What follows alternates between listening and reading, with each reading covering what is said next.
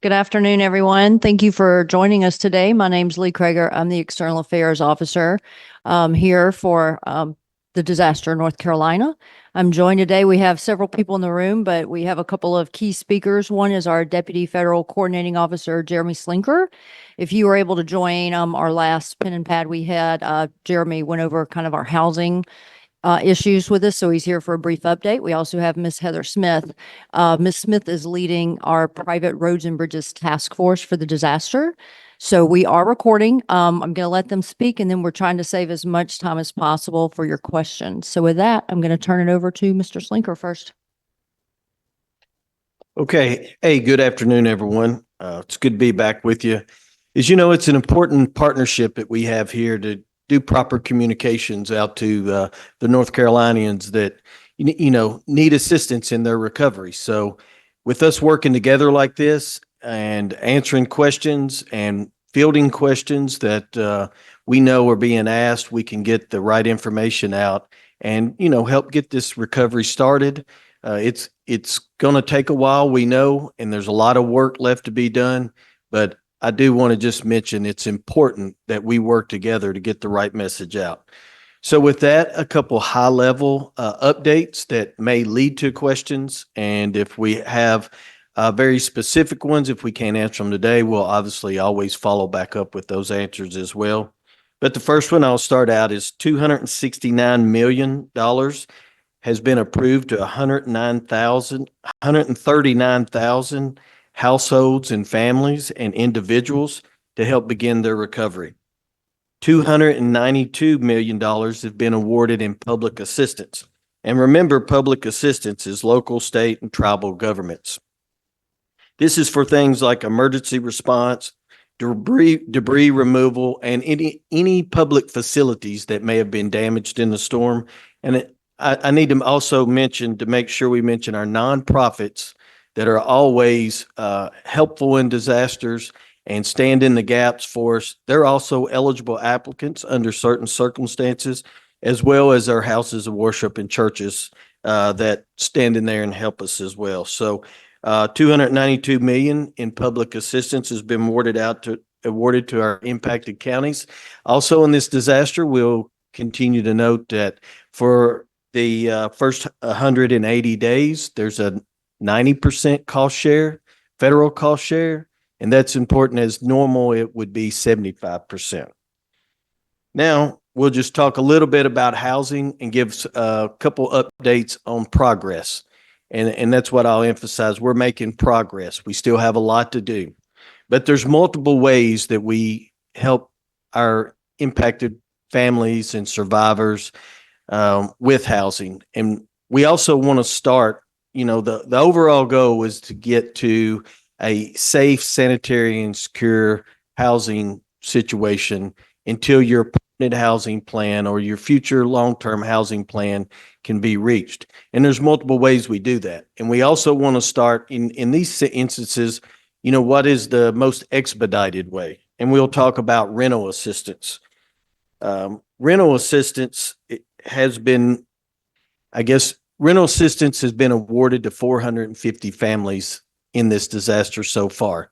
We know there's others that are eligible. We're doing personal work reach outs to ensure they're aware that this is an option as well. And that is where the family goes out. They're able to locate a rental property, one that suits their family size. As anything we do in housing with FEMA is always survivor and applicant centered, where what is their needs and how do we meet that to the best of our abilities.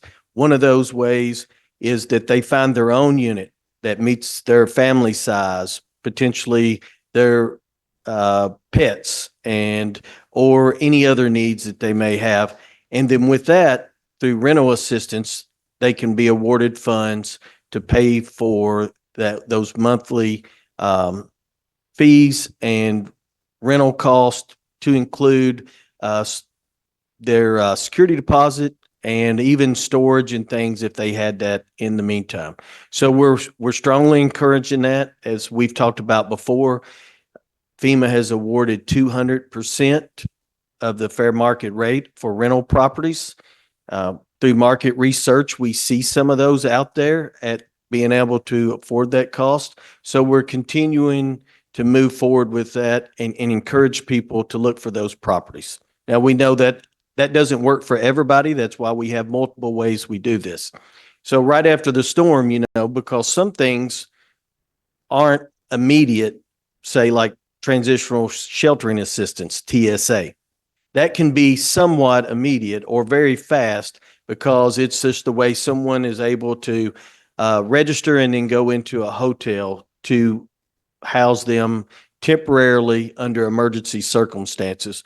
And, there we've had over 4,900 families that are still in our transitional sheltering assistance, but we've helped more than 9,000 families altogether. And as you are aware through our media releases as well, that that has recently been extended to January the 11th.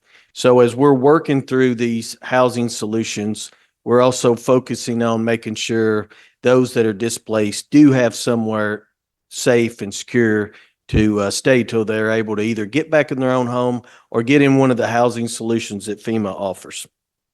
So kind of moving forward, the other housing option that FEMA offers is direct lease. That's another where there's an existing property unit that is available for lease. And this, instead of the survivor or the applicant leasing it or renting it themselves, this is where FEMA will lease it from the property owner and then will pay for the property direct.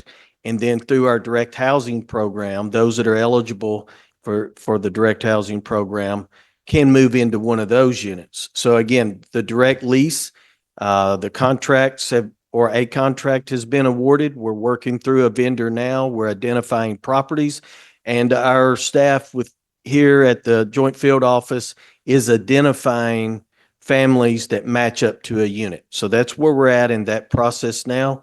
We know in the coming days and weeks that we'll start seeing more families license into direct lease properties. And then lastly, but probably the most well-known part of FEMA housing is the FEMA units, which are temporary transportable housing units that can be manufactured housing units, or they can also be travel trailer housing units. And so currently there we have 62 total units that house 59 families currently. And that continues to grow every day. That number includes a couple like in just today.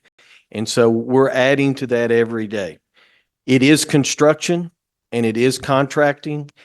And that is the reason sometimes that most well-known isn't necessarily the fastest, or, we all wish it would be faster. We have to prepare lots, find utilities, and work through contracting commercial sites. Sometimes that's with owners that haven't ever done business with the federal government, and we help them through the federal contracting process as well. So, but we are moving forward. You will see a lot of units out in the field. We're in 14 different counties right now where we have hauled units.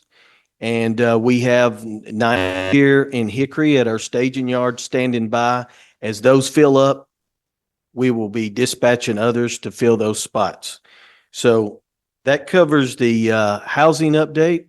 I'll be around for the remainder of the interview and answer any questions at the end. But at this time, I'm going to turn it over to Ms. Heather to give us an update on private roads and bridges. Thank you. All right, good afternoon, everyone. We're going to give a brief overview, cover a few slides, and then get to address your questions at the end. So with the next slide. So FEMA's, the 3 types of available assistance for privately owned bridges are through FEMA individual assistance. That's focused on assisting individuals if their primary if the damaged road or bridge is the only route that survivors can use to reach their primary home. And then FEMA public assistance, that's available to state, local, tribal entities who have public safety responsibility, but it's limited to only the minimum work to allow for emergency service access.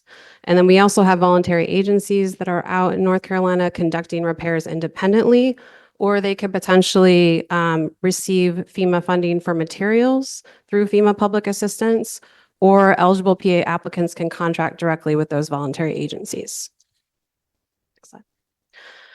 So things to remember with a privately owned road or bridge for FEMA individual assistance. Again, it must be the only access route to that homeowner, and the homeowners have to be financially responsible for maintaining that privately owned road or bridge.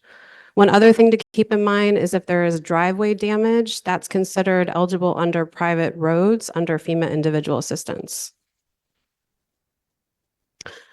Through FEMA IA, we can provide assistance to private roads and bridge damage that lead to single families or to multifamilies, multiple homes. And if there is a multifamily home damage, if there's multiple homes, then that repair assistance is shared among those members. That requires a level of coordination between FEMA and those individuals that are responsible for repairs. The same eligibility criteria applies for private roads and bridges under FEMA IA. The applicant's identity must be valid. They must own the home that's accessed by the damaged road or bridge. It must be a primary residence. We are not able to provide assistance for secondary homes.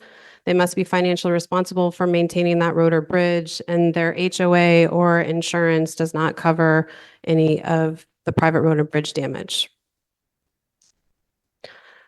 Another thing that we can use help amplifying through messaging is to ensure that folks who have private road or bridge damage indicate that they have home damage when they've applied for FEMA individual assistance. So you could have 10 homes in a neighborhood or a community, and 6 of those homes have home damage and 4 of them don't have home damage, but there is a privately owned bridge that is damaged. It's really important for those 4 homeowners that do not have home damage to apply for assistance. So then that funding could be pooled together to provide assistance to make those repairs for the privately owned. If individuals have not indicated home damage, they can call the FEMA helpline or they can visit a DRC to update their application. If folks have not registered and they do have, they're part of that community that has damage to their privately owned bridge, then they need to apply for FEMA assistance deadline. With multifamily road, can you go back one slide, Kayla? Sorry.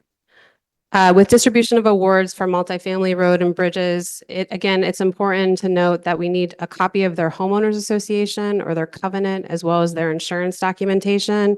Each member of the community that has damage is eligible for the maximum FEMA home repair assistance. That's $42,500. And again, they just must be financially responsible to repair the roads or bridges. If a homeowner has conducted repairs, it's important to let the FEMA inspector know that repairs have been conducted and then to provide a copy of those repair receipts or contractor estimates into their FEMA application. And then just a reminder where individuals can upload documents or mail or take them to a DRC. So to date, we have, or as of yesterday, we've provided $8.5 million through FEMA individual assistance to 2,891 individuals and households. And then we also have 3,750 individuals and household registrations that have reported private road or bridge damage that we are working through their cases.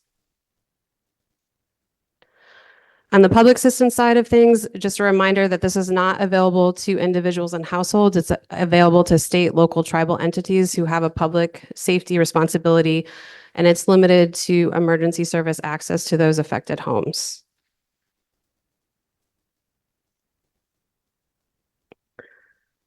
So as I mentioned, the work is limited to emergency access. So think of whether an ambulance, police, fire truck could get to those habitable and occupied residences. And then we have a limit of $40,000 per location under the public assistance disaster specific guidance. One other option is for eligible PA applicants to enter in a contract with a voluntary agency to conduct the work or potentially provide materials that can be reimbursed for those voluntary agency members to conduct the work. LDR and MDS wanted to get the word out of the great work that they're doing to repair bridges. So just wanted to pass this on as a voluntary agency option for individuals. And then the last slide has all of the FEMA available resources on FEMA.gov. And with that, I'll turn it back to Lee. And I believe we're ready to take questions. So if you have a question, just raise your hand. We'll unmute your mic and allow you to ask questions.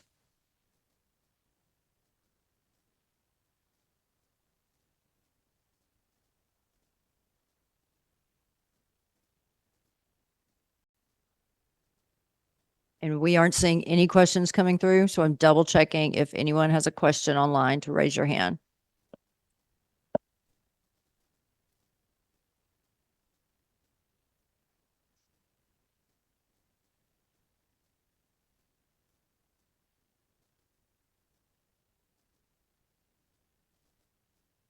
Okay, we don't have any questions, so we thank everyone for joining us today.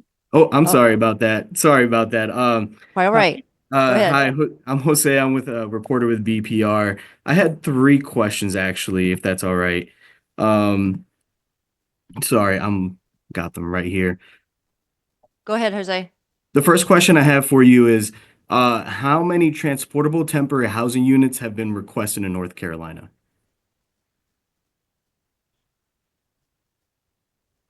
So we currently set just under 500 households that are still potentially may need to be housed that are eligible for direct housing. Because we have those different areas, we talk to each case, each case and household individually. So we don't have necessarily the request because sometimes we'll have a direct lease property on this date available, or you can have a housing unit today that we have ready for occupancy. So we don't have an exact number that's been requested. The numbers I gave is what we currently have out in the field and the ones that are licensed in, and we're ready to fill additional pads and private sites as they are requested. And I will add, we have recently contracted for additional commercial parks that has added additional capacity to our pad availability. And the second question I have, there's been a lot of talk from politicians saying an executive order from the White House could override the need to follow local zoning guidelines regarding flood zones. Is that true? And or could someone speak to that? Okay. Well, at this time, we've not had an executive order or had anything official come down. I can just tell you it is in daily discussions here. We're evaluating each site as a case-by-case basis to see what our opportunities are and how we could best help those folks that need some housing in those areas. And that will continue, and probably in the near future, there'll be more updates. Thank you for that. And then just one more. So sorry. Many local governments here have changed their zoning to allow temporary housing units. How much does that help FEMA deliver those units? Well, it does help if they allow us to move a little quicker as we find alternate means and methods, I think is the proper word here in North Carolina. As far as building codes go, in FEMA, it's variances. If we run into issues that we can't do a normal install per manufacturer guidance, then we have some alternate means and methods or variances that we can do to quickly install and make that unit ready for occupancy. So it's helpful. Thank you all so much. All right, the next question will come from Courtney Davis. Hello, Courtney Davis here with Spectrum News. 2 questions for you guys. How fast can families get money dispersed when they put in the requests for a private road to be completed?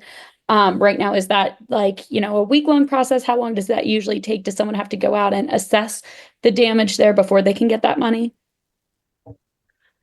So it depends on if it's a single family or multifamily. So if we're looking at individuals with their multiple families, we need to make sure that all the inspections have been completed. And once the inspections are completed, that the insurance, homeowners association, covenant information is uploaded, and a FEMA caseworker will talk with each of those individuals. So I can't give you a specific time, but the survivors that I've been talking directly to, I've been saying 30 to 45 days just to do that extra level of coordination with all the families. And then the second question for you all is with some of the delivery and, disbursement of some of the FEMA housing, how much has that been affected because of these mountain roads and the fact that people may not have been able to get them put onto their land or their property because of the fact that there is a private road? Is there anything to, do to speed that up so that they can get those roads fixed to be able to get temporary housing put onto their land? Okay. Being honest, we've not ran into this situation yet. I'm not saying it doesn't exist, but we haven't run into any individual case where the absence of a private road or bridge was preventing us from placing a unit. So we'll definitely good point and something to look out for, but we've not encountered that at this time. Hi, this is from Jewel Hubbard with the Wilkes Patriot Journal. He asks, how have threats to FEMA workers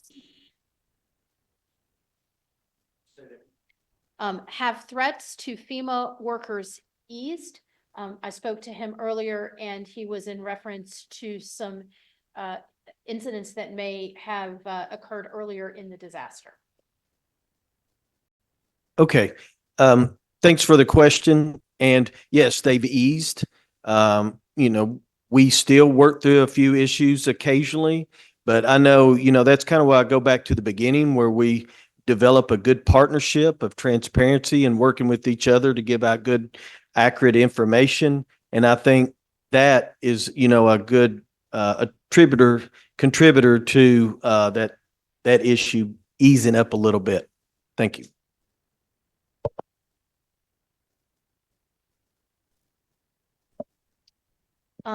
There's a question from Mariel Williams. She asks, there was a rumor on social media that FEMA staffers were avoiding driveways with Trump campaign signs. Have there been any credible reports of this type of discrimination? Here in North Carolina, we have not had any indication or any reports that has occurred. We're aware that rumor was out there. And so we have communicated and also done some training to ensure everyone understands how we apply our assistance across the board and within our core values here at FEMA. So, but at this time, we have nothing that indicates that is an issue here in North Carolina.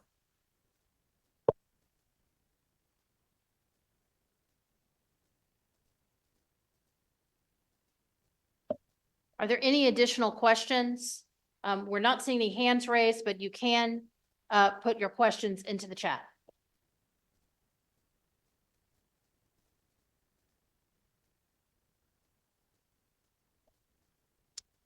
Okay. We thank everyone for joining. If you need any other follow-ups or spelling of names, please let us know. We'll get that out to you and even a copy of Ms. Smith's presentation if you need it. So thanks, everyone. Have a great afternoon.